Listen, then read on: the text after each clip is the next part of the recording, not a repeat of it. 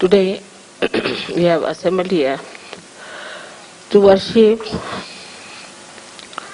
Sadashiva, which is reflected within us as Shiva, as the Spirit.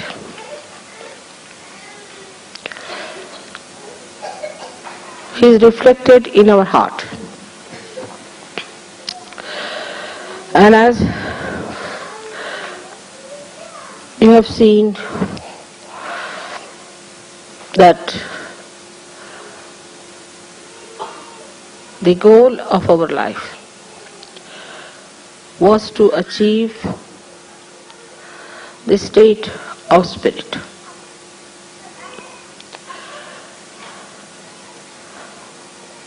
The other day I was reading some books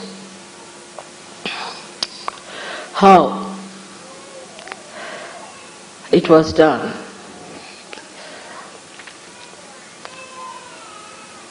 With self-realization, to know the spirit, and how people were tortured. First of all, they were asked to some or other deny, defy and condemn their body. Now, if the body wants to have comfort, then it was said that first try to sleep on the carpet, not on the bed. Then still it's not enough. Then from the carpet you go to a mat. Still is not enough. Then from that you move down to the Mother Earth, sleep on the Mother Earth. Still, if the body is not all right, then you start sleeping on the stone. But still Himalayas are far away, because Shiva resides in Kailasha. So you go to Himalayas and sleep on the ice. This was the minimum requirement. Then it was said that you are fond of good food, you want to have sumptuous food, you eat a lot, all right. So you deny everything that you like to begin with, all that you like. For example, Italians cannot eat pasta.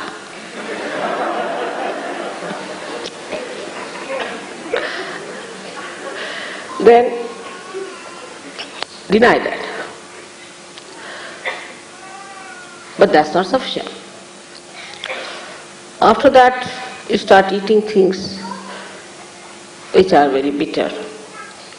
As in the Zen system, they give you to eat something which is like quinine raised to power 108, which is absolutely bitter or absolutely sweet. So put your tongue into test. But still the stomach is there. So if you are eating too much, you may fast for 1 day.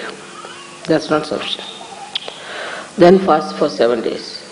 Then for 40 days. The month has got to be 30 days. To fast for 40 days means you are already finished. That's how if you have to do your penance for nirvana. As it is, you get a nirvana because you are finished and dead, you see. Nothing is left out of you.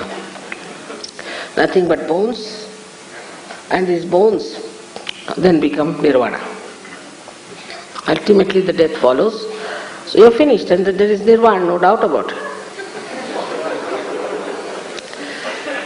Then you don't live in a house, because house is comfort.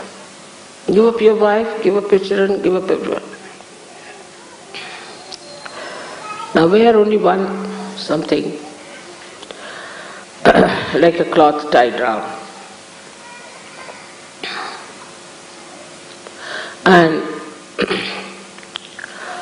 go and ask for alms from people.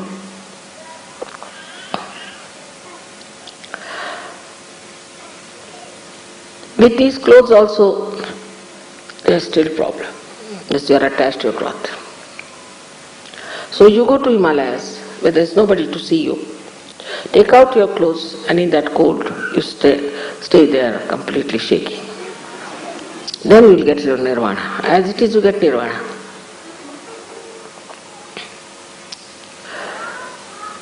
All such conditions were put as to destroy the demands of your body to begin with. You tell your body, no, nothing doing, you better work out your nirvana. The second thing was to destroy your mind, which takes you to senses, to things of joy. Supposing you want to have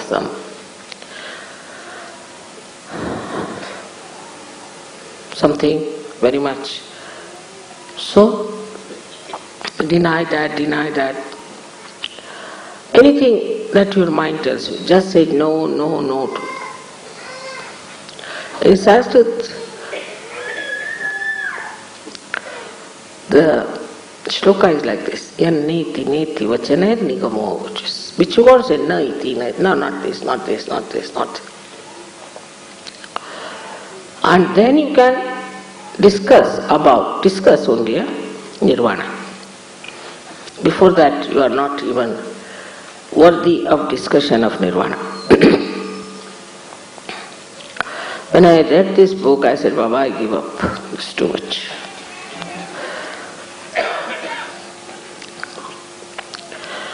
But in Sahaja Yoga, it's the other way round. Like building first the pinnacle of the building and then the foundation.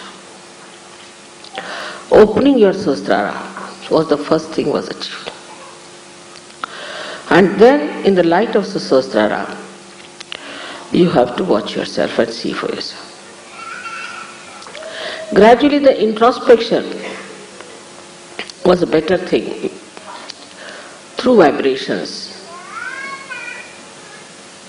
is to see why I want this, why my attention goes to my comfort, why my attention goes to food, why to my family, why to my children, when I have to achieve the highest. So you start introspecting yourself. Then you know on your vibrations also there's something wrong with you. Then you don't try to see others.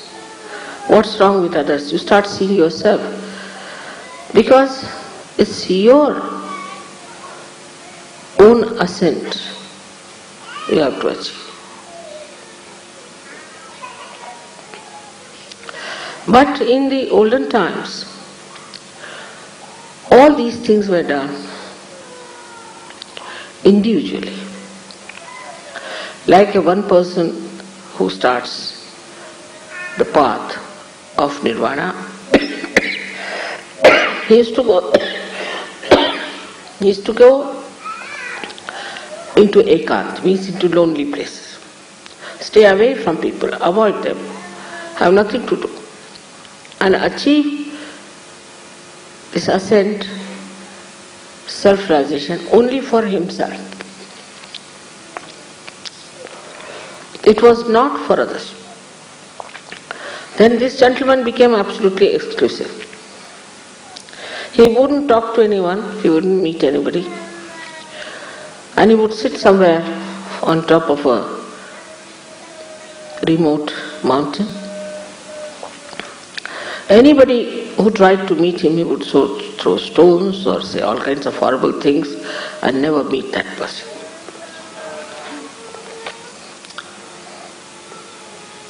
But Sahaja Yoga is not the same. Sahaja Yoga is the ascent of the whole. This kind of singular achievements did not lead people anywhere.